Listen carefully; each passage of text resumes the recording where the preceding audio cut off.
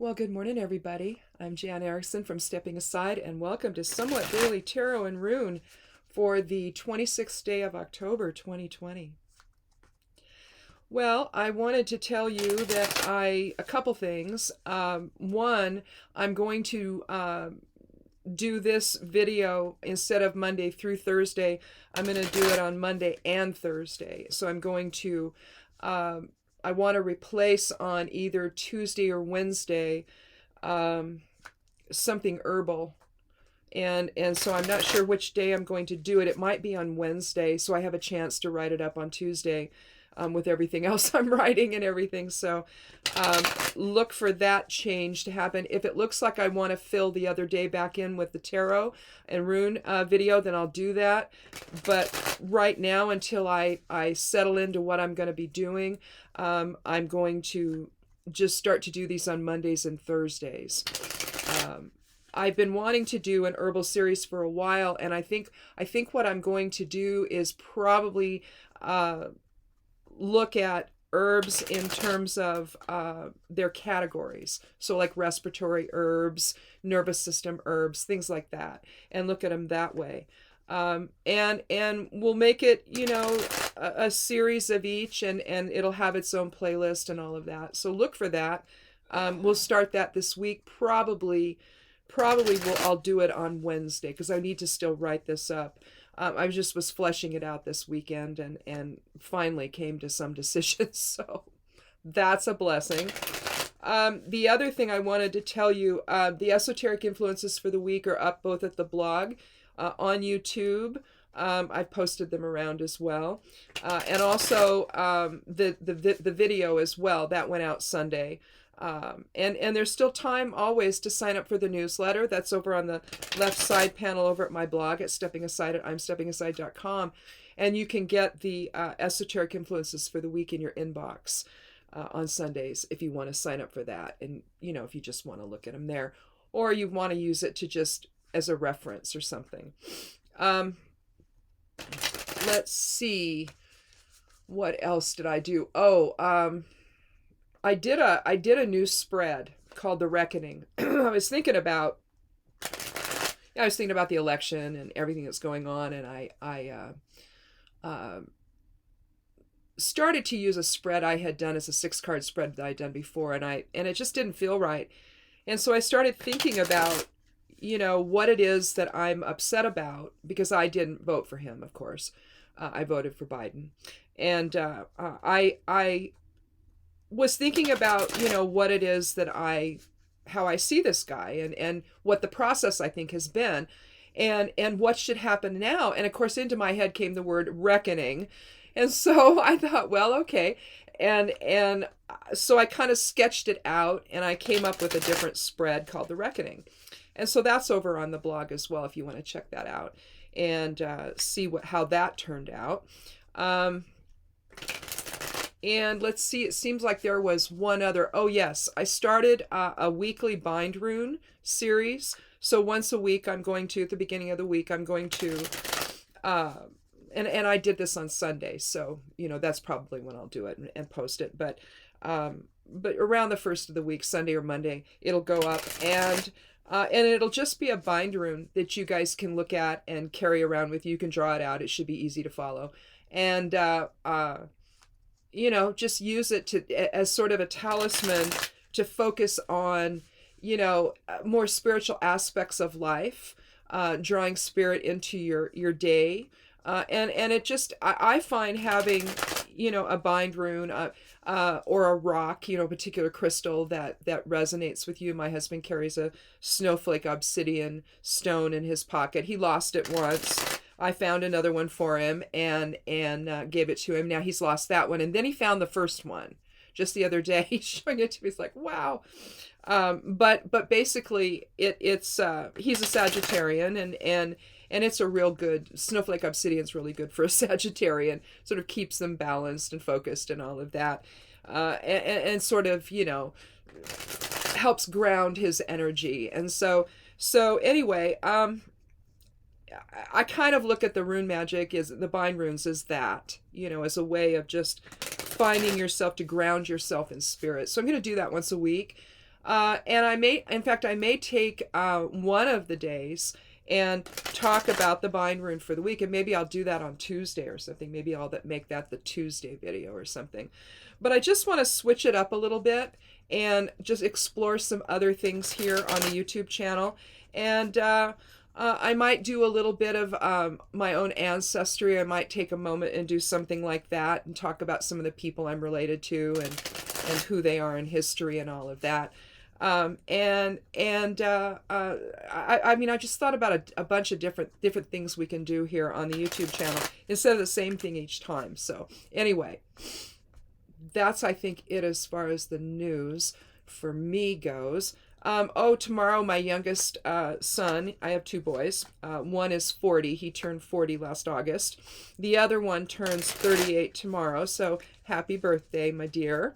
And I know he's working from home now.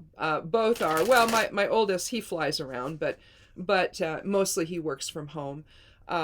Both jobs allow them to do that.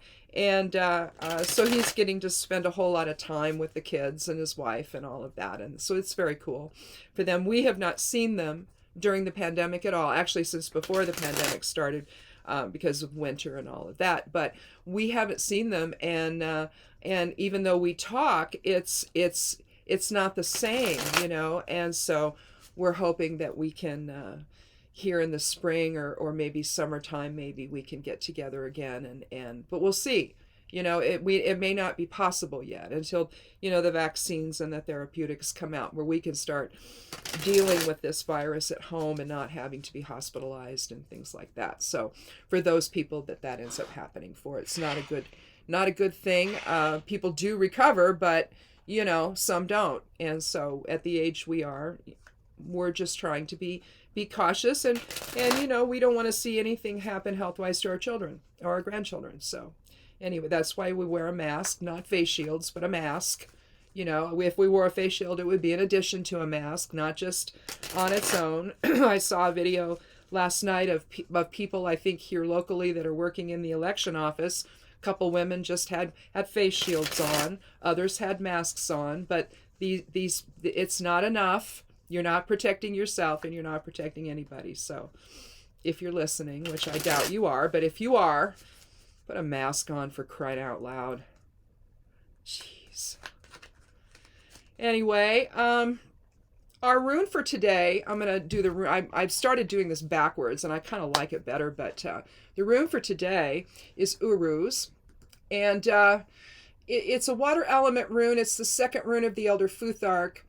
It looks like the oryx, a kind of a big bison, basically. They're extinct now, but they morphed into, buffalo and big cows and whatnot. But anyway, morphed, whatever.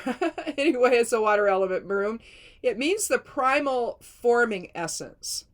So it's not the manifestation or the experience of the manifestation itself or the manifesting itself. It's actually the force behind that. So it's the soul level force behind manifestation. In a sense, maybe you could liken it maybe to the Magician card. I would think maybe something like that. But it has to do with energy shaping matter, so it has to do with our health and healing and endurance and strength, especially with respect to the oryx. So that's the runic energy that we're looking at today. And then the geomancy energy is going to be populace. Now, populace is alignment with others. Now that, like Vaya, depends on the circumstance. If it's with a group of rowdy people that, really have, violence as their direction, well, then that's what it's going to be, right? It's not having enough of your own sense that makes you stand out from the crowd. Instead, you just follow along with the crowd. So hopefully, if we're doing this with intention and purpose, with luck, the crowd is going in the same shared direction toward unity and love and harmony and all the positive aspects that harmony can bring on. You can be in harmony with groups that are that can be devastating to the greater harmony of the country. For example, you could be aligned with something like that, or you can be aligned with those people that believe in common purpose and elevating society and doing things in a way that preserve the integrity of others and that are about justice and truth and fairness and balance and all of that. So, in other words, service to others, a service to others approach. And that may actually be another thing I might do maybe once a week, is talking about the law of one and some of the information that the in that channeled text, that group of channeled texts. There's like 5 volumes or something. Anyway, I may talk about that as well. Maybe in terms of the magical musings videos I'm going to do. I've done one. But again, it's like, okay, how do I get all of this in and have enough upload time, because it takes forever now to upload anything. But it's just the idea that I think that what, but back to the whole populace. Let me go back to populace before I get too off track here. The idea here is that we are either living in service to self or service to others. We can look at populace in terms of service to others, if you want to. But again, it's a neutral thing. It just depends on what's happening around you and what you find yourself aligning with. So again, how you do that matters. And how you manifest that in terms of the force behind it all. Is it coming from a viewpoint of service to others, or is it coming from a viewpoint of service to self? And I think that, again, in terms of populace and urus, which is why I was talking about this, in terms of populace and urus, I think what we manifest together matters. So with that as a backdrop, let's go ahead and take our 3 cards. If we need more, we'll take them. Otherwise, we'll talk about them and see how that all applies, if it even does. So anyway, let's go ahead and get started. And if this is your first time here, welcome. I'd love you to click subscribe and come back and join our little magical family here, an herbal family, as we talk about things that can enhance our lives, just to think about. So anyhow, let's get started. Oops. So I take the 13th card each time for randomness sake. If you've been here before, you know that. We have the Knight of Swords. This always reminds me of protection of the homeland, or protection of something anyway, something greater than yourself. Knights are about, they're off on their quest, aren't they? They're protective. They have integrity. They're, in terms of swords, you're talking strategy here. Swords is the air element, and a swift action, to protect justice and fairness and balance and integrity. But when I see, usually a lot of the knights are going forward.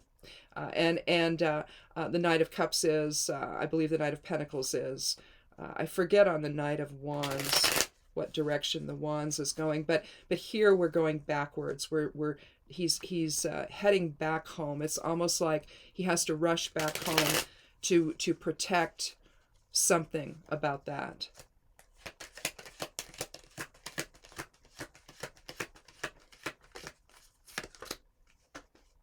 Well, and here we have the Knight of Pentacles. See, he's going in a different direction on his big horse there.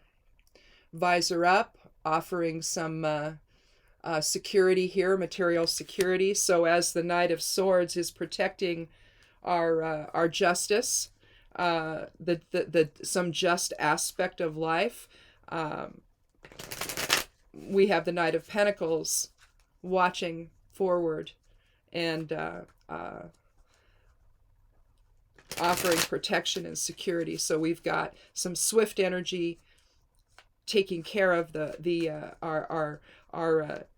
what's at stake. We'll say that, taking care of what's at stake and protecting that, and the Knight of Pentacles protecting our future.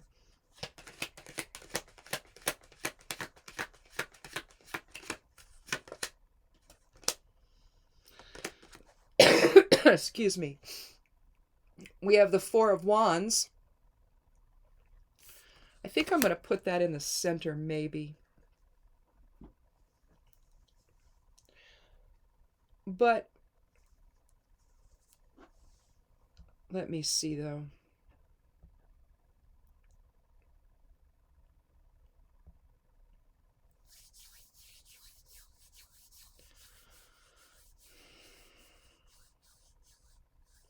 Okay. Again, what are we going to manifest in terms of the collective, in terms of Urus and the geomancy rune populace? This is what's at stake. Our connection to one another is at stake right now. There's been a lot of upset and unrest and threatening behavior by the President of the United States. He's threatening the governor of Pennsylvania, I guess, today. If you don't follow his way, if you don't allow him to control and manipulate you, and if you don't give him what he wants, then he makes threats. That's what he does. He threatens harm. So he's like the abusive spouse, who is going to harm you if you don't do as you're told, basically, and give this person whatever they want, and however they want it. Women understand this if you have an abusive husband or abusive partner, and you live in fear of what's going to transpire, and that's where the country collectively really is right now. You either have those that are trying to threaten us, the ones that don't appreciate what's going on, in our government, who don't particularly care for this guy and who aren't going to vote for him again. But the point is that if you have now also I've read of employers. One employer in particular sent out a memo to everybody saying vote for this guy, or or no. Yeah, I guess it was that, but there was also where they lived, and the guy says, I'm going to raise your rent if you don't vote for this guy and reelect him. So you see you see police acting bizarrely. They're not allowed to stump for anybody, any particular candidate, and you've got them out there stumping for this guy on duty, using their bullhorns. It's nuts. There's also other kinds of examples of that you see around. And I think that it's causing people to change how they function right now. People are being very careful. There's a feed store I won't go into because they put a petition up and they put it on their reader board that they had it inside to recall the governor here in our state because she wanted to mandate masks, the wearing of masks in businesses and whatnot. Well, she's doing it because she's a smart person, right? But yet and so now I was starting to buy more from them, and now I won't at all. I just won't. To me, it represents an attitude that I don't care if people survive. It's like, well, but you realize, of course, that that's going to affect your customers, right? So you see, this is the kind of weirdness we've got going on now. People want to emulate the guy in the Oval Office, and it puts at risk everything that we've built together. We can't live in a society where it's dictatorial. That's not what this country is. And yet that's what people are trying to turn it into right now. Both in public office and, in the White House, and also in their personal lives. It makes no sense, but that's what's happening. It's not going to stand. And the fallout for these people will be massive, but they don't realize it. Because here's the thing, life bends toward truth. Life bends towards spirit. So this won't stand. It's just the nonsense we all have to endure is just too much right now, isn't it? And the Four of Wands is basically talking about realigning individual will. You see the two poles on either side. You can think of that in terms of individual will coming into its own polarity, its own balanced polarity, its own alignment, before it can then come together with another. And you see the garlands are crossed above in the similar fashion as Gebo, the seventh rune of the Elder Futhark, which is about balanced energy exchange with others. is sort of comprised of Kenaz in all directions. So you can understand that it's a service to others kind of experience here, not a service to self. But at the same time, you might have to do a little work on yourself before you can, say, marry someone else or come into partnership with someone else.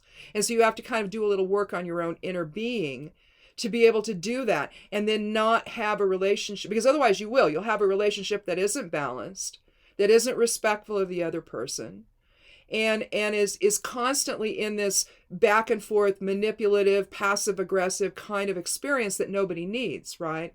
And so it doesn't create the security that you're looking for. You see the line of demarcation between this was then and this is now, or this is now and this is about to be then. But you see the three bouquets they're holding up: mind, body, spirit, balance. But with the four energy of the card, you're talking about a change in physical structure and a realignment, which is what we're needing, all right? And if you're going to be thinking about populace and alignment with other people, how will you manifest that in a way that's going to be successful and enduring? Remember, Uruz talks about strength and endurance as well as healing. And so to come into populace, we need to heal the rift both within and without, both within the self and with others as well, you see. So what we have here with the Knight of Swords, though, we talk about a man of integrity, a man of courage, who's willing to look at the patterns, to look at the interactions, and to come back and swiftly say no more. His sword is pointed up to spirit, basically. He's not afraid to accept challenges. He's a soldier. He's ready for battle. But he's battling for how we manifest our unity. He's actually battling for unity consciousness, I think, in this. And one that he realizes that a lot is at stake. Our integrity is at stake. Our alignment with one another. Our relationships with one another. How we talk to one another. How we communicate. How we interact. What does that look like? What does that feel like? How does that sound? What are we doing in terms of moving forward? Well, he has to go back and make sure that the process is filled with integrity, that that's the foundation, right? So that the Knight of Pentacles can then come in and offer the security that populace can actually provide. Being on a shared path with others, one that is not just, materially secure, because Pentacles is about our foundation and grounding and all of that, but it's the earth element, so it's about, our material security, so money and all of that. In order that we can do that, we have to be on the same page, but we've got to get our information straight. And the Knight of Swords is trying desperately to get our information straight so we can do this. If you're looking at simply the virus, we've been lied to so much by the guy in the Oval Office and his minions that basically we don't, most of us know what the truth of this is, but you've got the guy in the Oval Office and all of his minions wanting to continually say it's something else. That the virus, he's saying now to people at the villages, I guess, seniors, it's a senior community, and big senior community in Florida, and he goes there. Everyone's maskless. So it's amazing. It's like their leader is called and they're going to go and they don't think, right? And so there they are, and they're basically, they're not secure. Oh, but they're there, and they're listening to a bunch of lies and a bunch of drivel. Well, we have to clean up the lies, and that's what the Knight of Swords is about. We need to clean up the lies. We need to come back into truth. We need to come back into inner balance with ourselves and with one another in order to secure our future together, so that our future can be manifested in a way that's of spirit instead of ego. Because that's really what we're talking about. When we're talking about service to others, we're talking about something that is of spirit. And then service to self is really, how am I going to go manifest my ego everywhere? And do that at the expense of other people. Long as I win, doesn't matter, gotta win. See, that's what we're coping with right now. And I think that we're looking at the difference between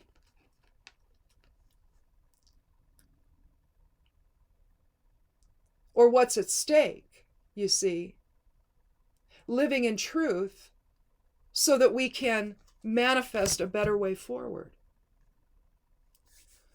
So I think that that's it. I don't think we need a fourth card. I think that we're balancing intellect and dignity and reason and justice and balance with a secure path forward together. And if we do that, if we bring everything back into alignment, if we understand that what's been happening here has been one big, massive con. I mean, can you imagine? We have, what are we at 230,000 now? Somewhere in there that have died from the virus. And the chief of staff, Mark Meadows, yesterday basically says, yeah, we've thrown in the towel, basically. We can't do anything to stop this. Here's the thing. Here's a funny thing about masks. If you're sick, and you quarantine, but if you're wearing a mask before you know you're sick and you have to quarantine, you've prevented that virus that you're carrying from going anywhere. You then figure it out. You stay home. You go through it. Hopefully you get well. You don't have to go to the hospital, or you get well on your own, and it runs its course. Okay. But what you didn't do was spread it to anyone else. And so basically, in your case, the virus burns out with you. That's why we wear masks. That's why we don't wear just face shields only. That's dumb. Virus can go everywhere. Nothing is covering your face. It's not sealing it over the nose and over the mouth to your face. Okay? You do that, it goes nowhere. You have it underneath your nose, you're breathing it out on everyone. Think about it. Just think about it. That's the beauty of the masks. Ultimately, you do that and you quarantine when you are sick, or you've been exposed to someone else that's sick. And guess what? Mr. Vice President, who doesn't seem to want to do that. He's got, 5 people on his staff close to him sick? How is he going to survive this? And he's supposed to go somewhere tomorrow? He's not going to quarantine? He's been directly with these people and they're all ill, and he's not going to quarantine? Instead, he's going to go to a rally and infect other people if he's actually sick? This is what I'm talking about. Service to self. Doesn't care if other people get sick, apparently. I thought the guy was a Christian. Don't Christians care about other people? I thought they did. Ones I know do. So what's going on here? Is winning, in at least this delusion in his mind of winning, because I don't think it's going to happen. It'll be surprising if they get reelected. But is winning, is it okay for people to die? Is that it? You see, that's what we're dealing with here. And so we've got to clean this up. The Knight of Swords has got to go and clean all this up and bring truth back to the situation so we can align together again and manifest some security going forward together. So if you haven't voted yet, please do. It's probably not safe to mail them anymore, so take them to your local drop-off box. If you're doing a vote by mail thing, don't mail it. Just drop it off. If you are voting in person, if that's how you have to do it, then go vote early. Don't wait till the 3rd. If at all possible, vote early. Get this, because as soon as you get them in, a lot of the states, some start counting right away as soon as they get them. I think ours will start tomorrow. I think ours starts a week ahead of time or something. It's either a week or 2 weeks, but I think it's a week. I'll have to go back and look. But the votes will start to be tallied. Ours have already been received. We dropped ours off at a drop-off box. Normally we just mail them, but the postal service is weird again, and we're not taking, we're not going to even use it. So We just took it in first time. And we might have been the first people there. I don't know. Because as soon as we got our ballots that day, that Saturday, a week ago Saturday, an hour later, we were up dropping them off. And so my husband says, I wonder if we were the first. Maybe. We live in a kind of a small town. Well, it's got about 30,000 people in it now. But it was started out when we moved here in 81, only had 6,000 people in it. But so we still think of it as a small place. And I suppose in the broader scheme of things it is. But that's what we did. So I hope the rest of you will do the same. Make your vote count. Get it in there now. And we'll talk again on Thursday. Or maybe on Wednesday if you want to watch the... I think I'll do nervines first. Nervous system herbs first, since we're all nervous. Anyway. We'll talk to you then. Have a wonderful day. Be good to yourself. Be good to one another. Wear a mask if you go out around anyone at all. No matter where it is, inside or out. Please have a mask on. And blessed be.